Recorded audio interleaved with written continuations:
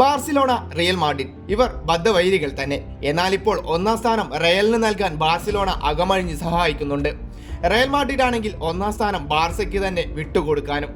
സീസണിന്റെ തുടക്കത്തിൽ ബാർസിലോണ ടേബിളിന്റെ ഏറെ മുന്നിലായിരുന്നെങ്കിലും ഇന്ന് ഇരു ടീമും തമ്മിൽ ഒരു പോയിന്റ് വ്യത്യാസമേ ഉള്ളൂ. Atletico Madrid ബാർസയുടെ അടുത്തെത്തിയിരിക്കുന്നു. ബാർസയ്ക്ക് 18 മത്സരത്തിൽ 38 പോയിന്റും അത്ലറ്റിക്കോ മാഡ്രിഡിന് 17 കളിയിൽ 38 പോയിന്റുമുണ്ട്. എന്നാൽ ഗോൾ വ്യത്യാസത്തിൽ ബാർസ ഒന്നാം സ്ഥാനത്ത് തുടരുന്നു. റയൽ മാഡ്രിഡിനാണെങ്കിൽ 17 കളിയിൽ 37 പോയിന്റും. ഇതിന്റെ എല്ലാം ലാഭം അത്ലറ്റിക്കോ മാഡ്രിഡിനാണ് ലഭിക്കുക. റയൽ സോസിഡാഡിനോട് തോറ്റു തുടങ്ങിയ ബാർസലോണ പിന്നീടുള്ള 5 മത്സരങ്ങളിൽ ഒരു ജയം മാത്രമാണ് അറിഞ്ഞത്.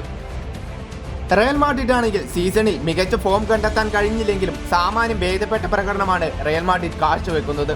ബാർസയ്ക്ക് മുന്നിൽ ഒന്നാം സ്ഥാനത്തെത്താൻ നിരവധി അവസരങ്ങൾ ലഭിച്ചെങ്കിലും ഒന്നും ഉപയോഗപ്പെടുത്താനായില്ല. ബാർസയ്ക്ക് പരാജയമായിരുന്നെങ്കിൽ റയൽ മാഡ്രിഡിന് സമനിലയായിരുന്നു തലവേദനയായത്. പക്ഷേ ഇതിന്റെയെല്ലാം ഗുണം അത്ലറ്റിക്കോയ്ക്കാണ് ലഭിക്കുക. അത്ലറ്റിക്കോ മാഡ്രിഡ് കഴിഞ്ഞ ദിവസം ഗെറ്റാഫയെ പരാജയപ്പെടുത്തിയതോടെ 2ാം സ്ഥാനത്തേക്ക് കയറി.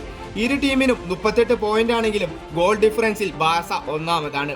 ബാർസ 18 മത്സരമാണെങ്കിൽ അത്ലറ്റിക്കോ 17 മത്സരമാണ് പൂർത്തിയാക്കിയത്. എന്തായാലും അത്ലറ്റിക്കോ മാഡ്രിഡിന്റെ അടുത്ത മത്സരം ബാർസയ്ക്കെതിരെയാണ്. അതിനാൽ ജയിക്കുന്നവർ ഒന്നാം സ്ഥാനത്തേക്ക് കയറി വരും. എന്തായാലും സീസൺ തുടങ്ങിയപ്പോൾ ബാർസയുടെ ആധിപത്യമായിരുന്നെങ്കിലും ഇന്ന് ബാർസ വീണു തുടങ്ങി. അത്ലറ്റിക്കോ മാഡ്രിഡിന് ഒന്നാം സ്ഥാനത്തേക്ക് കയറാനുള്ള സുവർണാവസരമാണ് ഞായറാഴ്ച നടക്കുന്ന ബാർസ അത്ലറ്റിക്കോ മത്സരം. ലാലിഗയിൽ ഓരോ കളികൾ കഴിയുമ്പോഴും കിരീടത്തിനുള്ള പോരാട്ടം കടുത്തുകൊണ്ടിരിക്കുകയാണ്. ഏതായാലും ആര് കിരീടം നേടും എന്നത് കണ്ടു തന്നെ അറിയാം.